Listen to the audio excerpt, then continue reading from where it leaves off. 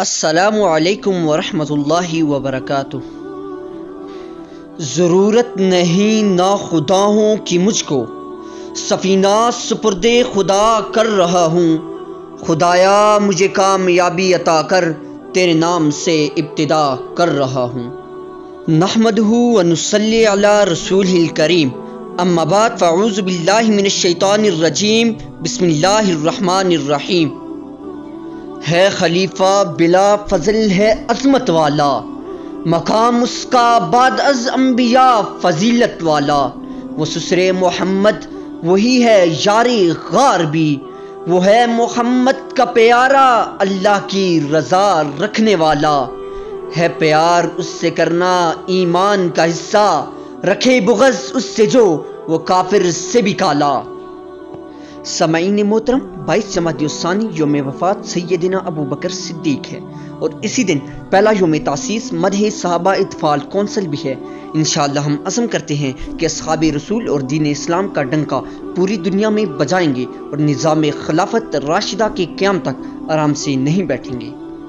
معزز سامعین گرامی، خلیفہ بلا فضل سسر رسول سیدنا ابو بکر صدیق کی عظمت سے کون سا مسلمان ناواقف ہوگا؟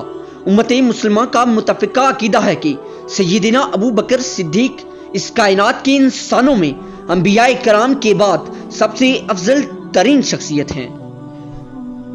یہ وہ شخصیت ہیں جو سب سے پہلے ایمان لائے، نبی کی نبوت کی تصدیق کی، جو نبی کریم کے سسر بنے، جنہوں نے اپنا سارا مال دین کے لیے نچھاور کر دیا، جنہوں نے اپنا عہد و کاروبار دین اسلام پر قربان کر دیا، جنہوں نے سفر و حضر میں نبی کا ساتھ دیا، جنہوں نے غار و مزار میں نبی کا ساتھ دیا، جن کو نبی مکرم نے اپنا خلیفہ و جانشین مقرر فرما کر اپنی موجودگی میں اپنے مسلح پر کھڑا کیا، اور جن کے متعلق نبی صلی اللہ علیہ وسلم نے فرمایا، میں سب کے احسانوں کا بدلہ دنیا میں دے چکا ہوں۔